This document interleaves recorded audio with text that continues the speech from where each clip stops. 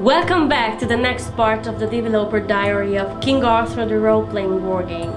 I'm Orsayato, designer at Neocore Games. This time we're going to talk about the actual characters of the game. The heroes most of you might have already heard of, the Knights of the Round Table. There is something that we have to make clear first. King Arthur is set in a fantasy world that has its roots in the historical Britain and Arthurian mythology, but at the same time it's pure fantasy, and those heroes are stronger and more colorful than the legendary knights of the tales. The heroes of the Round Table are knights, all right, but not in that sense that we know from medieval times. These heroes serve their king and achieve great deeds, but they are more like creatures from the tales of fantasy. These knights are legendary heroes, similar to the ones we know from the various interpretations of the Arthurian mythology.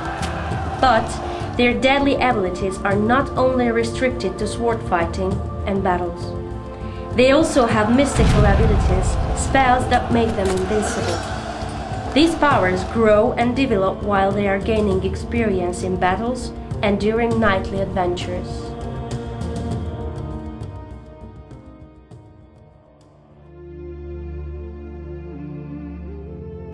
You, in the role of King Arthur, start with one knight. He is the foster brother of King Arthur, Sir Kay. Later you can gather different heroes to your own round table, some of them well known from the tales. There are various ways to recruit a new hero. By accomplishing important storyline quests, these are the objectives, or during adventures. But you can't take their services for granted. Heroes can easily leave the Round Table if they feel that their demands are not fulfilled. They can even betray you if they have a different morality rating than yours. There are ways to keep them in the court though, but it will not be cheap, because they will require fiefdoms, powerful artifacts, or wealthy brides. The Round Table exists in the game as well. The Round Table screen is where you can see all your available heroes and check all the options you have with them. The heroes of King Arthur belong to one of the three basic classes. Champions are deadly warriors in battles, warlords are excellent leaders and liege lords, while the sages are the masters of the mystic knowledge called magic. Character development is the most important role-playing element in the game. The heroes gain experience points in battles that depends on how many enemies they have defeated.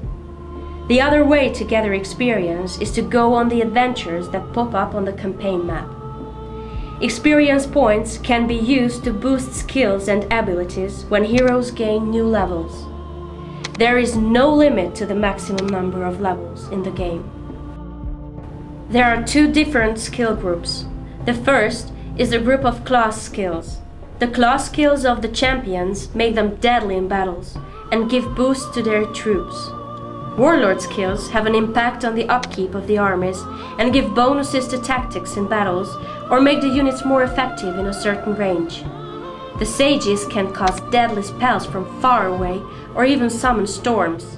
Or they can make their units withstand the negative effects such as the bad weather conditions. The other group is the general skills.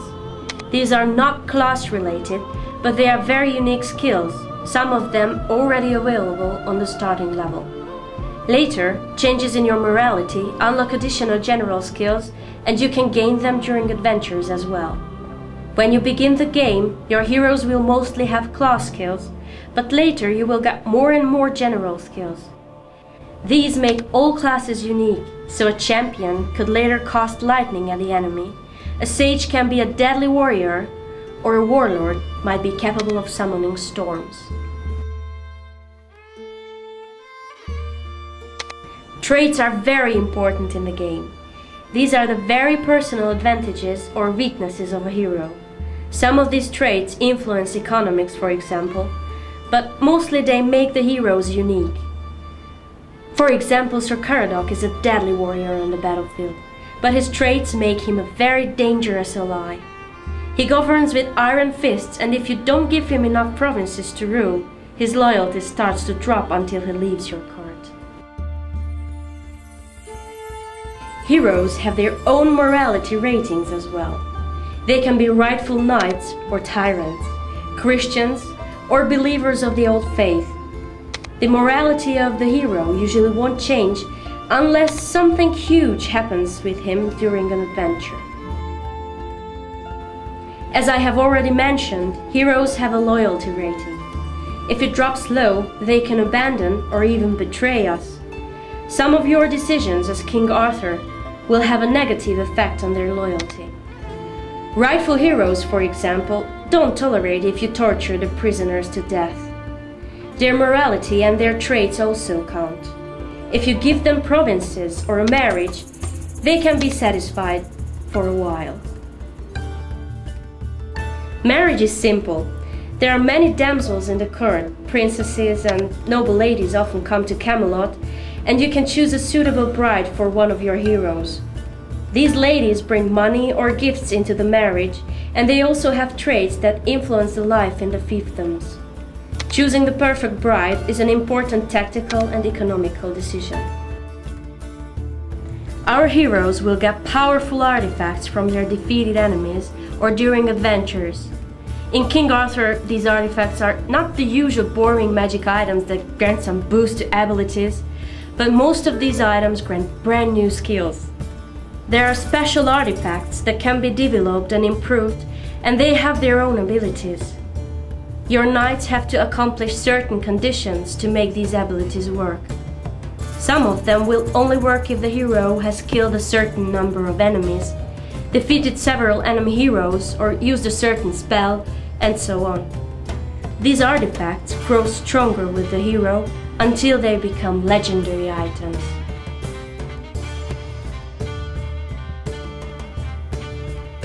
As we have seen so far, the heroes in King Arthur are very detailed and personalized characters who will lead our armies into battles. They are mighty warriors and wizards, and it's not an overstatement to say that their abilities can really change the outcome of battles. But this is something we will discuss in a later installment. Thanks for watching the video and see you soon!